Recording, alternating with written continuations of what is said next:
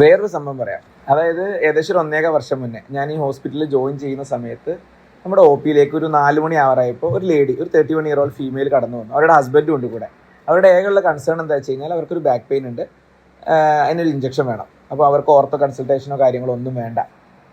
സ്വാഭാവികമായിട്ടും നമ്മൾ ഇഞ്ചക്ഷൻ കൊടുത്തു, ഒ പി ക്ലോസ് ചെയ്ത് പോയി ഒരു 15-20 മിനിറ്റ് കഴിഞ്ഞപ്പോൾ ഹോസ്പിറ്റലിൽ നിന്ന് PR എന്നെ വിളിക്കുകയാണ്. സാർ, നേരത്തെ ഇഞ്ചക്ഷൻ കൊടുത്തു വിട്ട പേഷ്യൻറ്റിൻ്റെ ബൈസ്റ്റാൻഡർ ഹസ്ബൻഡ് എന്നെ വിളിച്ചു. അവർക്ക് ആദ്യം ബാക്ക് പെയിനേ ഉണ്ടായുള്ളൂ, ഇപ്പോൾ ബോഡി മൊത്തം വേദനയാണ്, ഇഞ്ചക്ഷൻ എടുത്തതിന് ശേഷം എന്താ ചെയ്യേണ്ടത്? ഇതാണ്. സ്വാഭാവികമായിട്ടും ഞാനിവിടെ ജോയിൻ ചെയ്തിട്ടേ ഉള്ളൂ. ഞാൻ അസ്വസ്ഥനായി.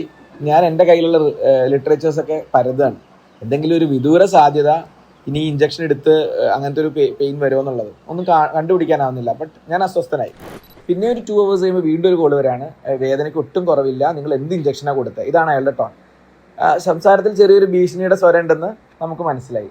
സ്വാഭാവികമായിട്ടും ഞാൻ കൂടുതൽ അസ്വസ്ഥനായി. എൻ്റെ സീനിയേഴ്സിനോടൊക്കെ ഞാൻ ഒപ്പീനിയൻസ് ചോദിക്കാൻ തുടങ്ങി. അവരൊന്നും അതിനെക്കുറിച്ചൊന്നും പറഞ്ഞില്ല.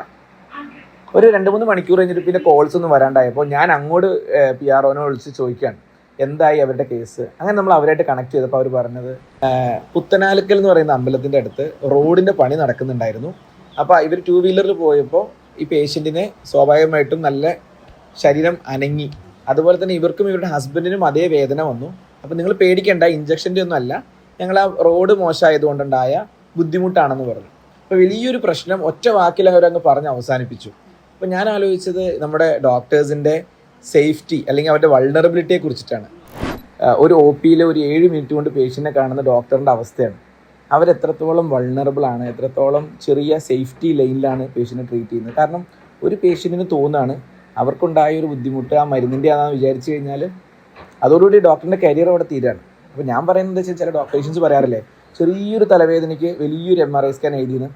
അങ്ങനെ ഏതെങ്കിലും ഡോക്ടർ എഴുതണ്ടോയെന്ന് എനിക്കറിയില്ല. പക്ഷെ അങ്ങനെ ഡോക്ടർ എഴുതിയാൽ തന്നെ അതിൽ തെറ്റൊന്നുമില്ല. കാരണം at the end of the day ഡോക്ടർക്ക് അവരുടെ ജീവൻ രക്ഷിക്കണം. ഇങ്ങനെയുള്ള പേഷ്യൻസിൻ്റെ ഇങ്ങനെയുള്ള സൊസൈറ്റിയിൽ നിന്നും അങ്ങനെ രക്ഷിക്കാനായിട്ട് ഡോക്ടേഴ്സ് ചെയ്യുന്നത് തെറ്റൊന്നുമില്ല എന്നാണ് എൻ്റെ അഭിപ്രായം.